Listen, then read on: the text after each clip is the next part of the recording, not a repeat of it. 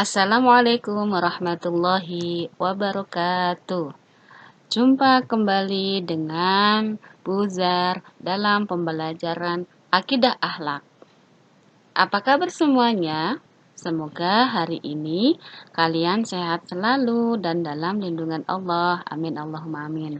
Kali ini kita akan membahas tentang akhlak terpuji. Ini adalah pembelajaran kelas 3 dan pertemuan yang keempat atau pembelajaran yang keempat. Sebelum kita mulai pembelajaran, marilah kita awali membaca basmalah bersama-sama. Bismillahirrahmanirrahim. Semoga dengan pembacaan basmalah tersebut kita memperoleh ilmu yang bermanfaat untuk dunia dan akhirat.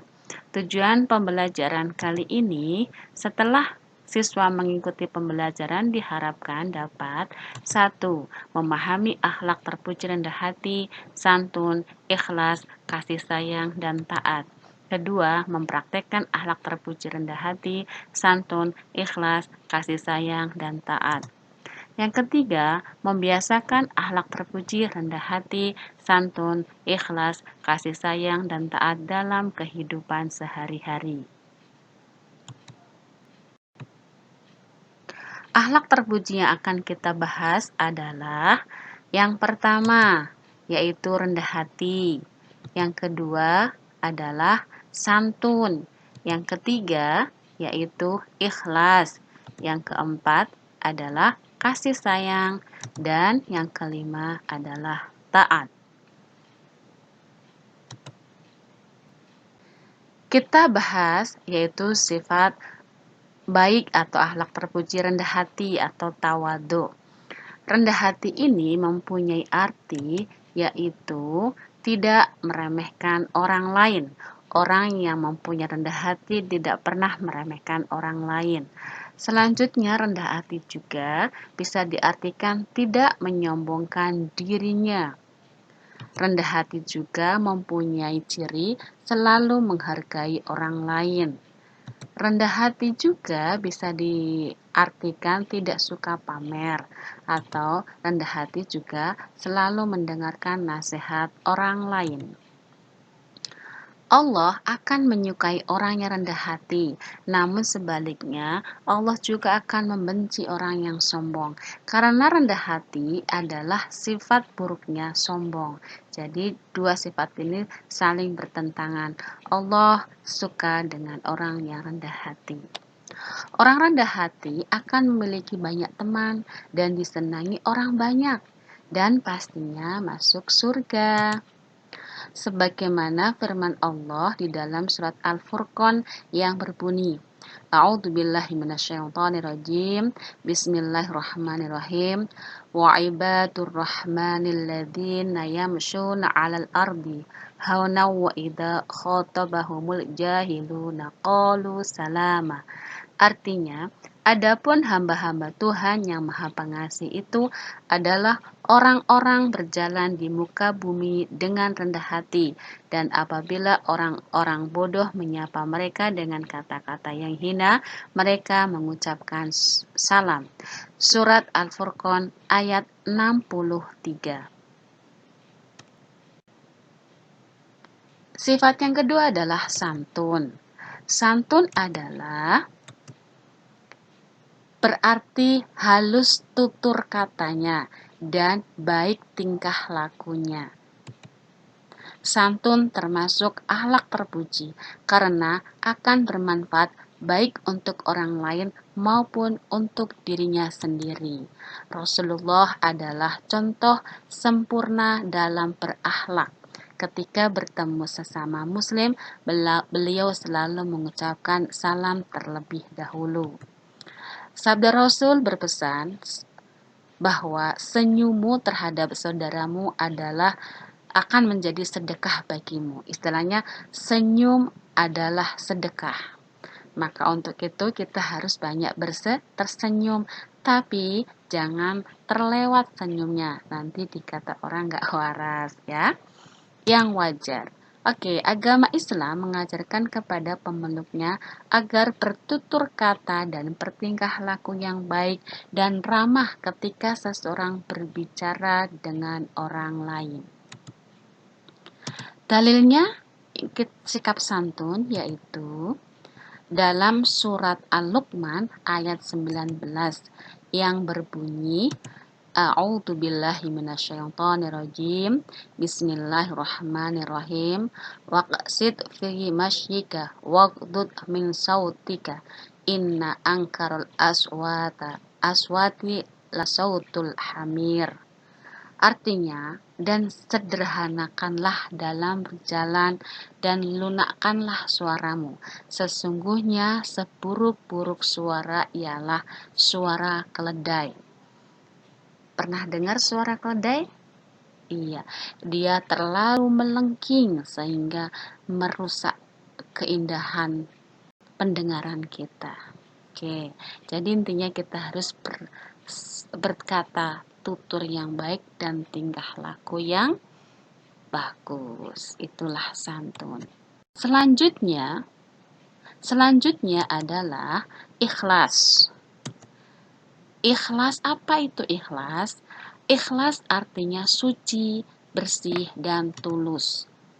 Menurut istilah, ikhlas artinya mengerjakan sesuatu kebaikan dengan niat semata-mata hanya mengharapkan ridha Allah Subhanahu wa Ta'ala.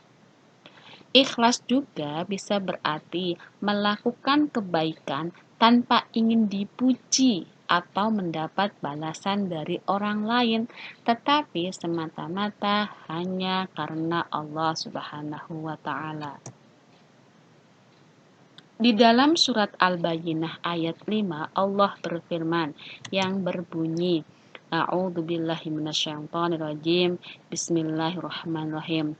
Wa ma umiru illa liya'budullaha mukhlishina lahuddin hunafa wa yuqimus sholata wa yu'tuz zakata wa dzalika dinul qayyimah. Artinya, padahal mereka tidak disuruh kecuali supaya menyembah Allah dengan memurnikan ketaatan kepadanya dalam menjalankan agama yang lurus, dan supaya mereka mendirikan sholat dan menunaikan zakat, dan yang demikian itulah orang yang lurus. Surat Al-Bayyinah ayat 5. Berikut adalah ciri-ciri orang yang ikhlas. 1. Tidak mengharapkan imbalan atau balasan dari manusia. Yang kedua, tidak merasa terpaksa atau terbebani dalam melakukan kegiatan. Yang ketiga, tidak ingin dipuji atau dibanggakan.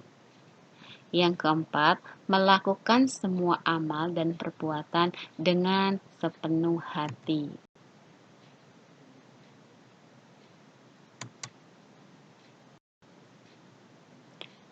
Sifat atau akhlak selanjutnya adalah kasih sayang.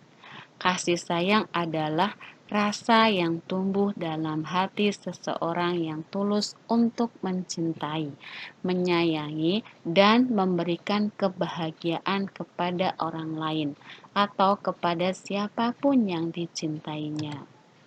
Kasih sayang akan muncul ketika ada perasaan simpati dan iba dari diri kita kepada orang yang akan dikasihi.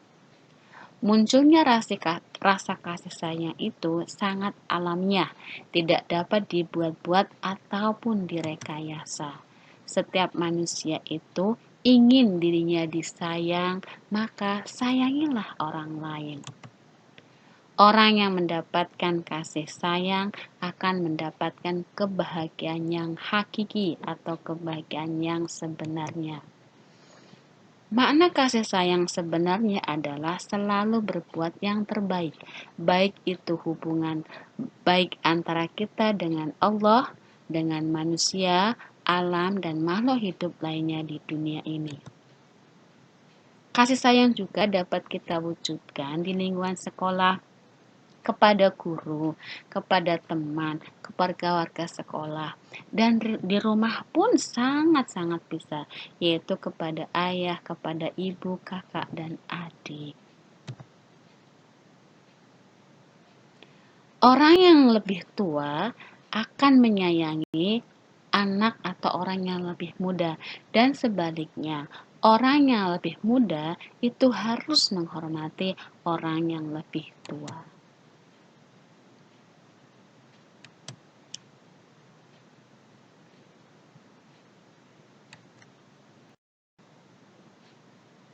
Yang kelima adalah taat. Taat itu terbagi menjadi 4. Yang pertama adalah taat kepada Allah. Apa artinya? Yaitu menjalankan semua perintahnya dan menjauhi segala larangannya. Yang kedua adalah taat kepada Rasul, yaitu setiap muslim harus melaksanakan ajaran-ajaran yang terdapat dalam hadis.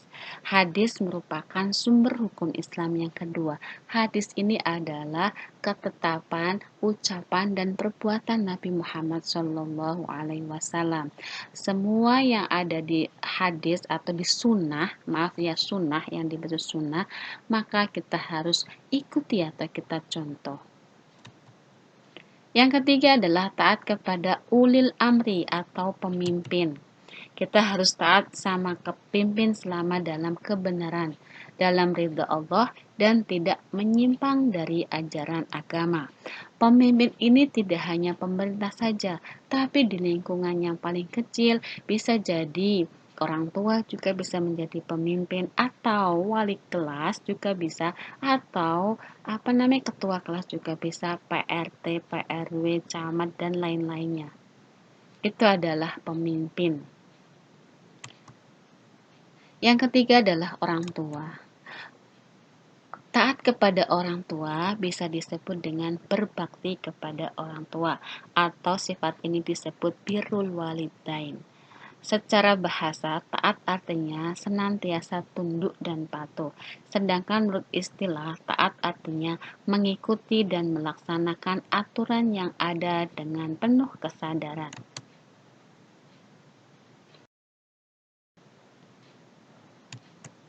Dalil taat kepada Allah, Rasul, dan ulil amri di dalam surat An-Nisa ayat 59 yang berbunyi, A'udzubillahi minasyaitonirrajim, Bismillahirrahmanirrahim, Ya ayyuhalladzina amanu ati'ullaha wa ati'ur rasula wa ulil amri minkum.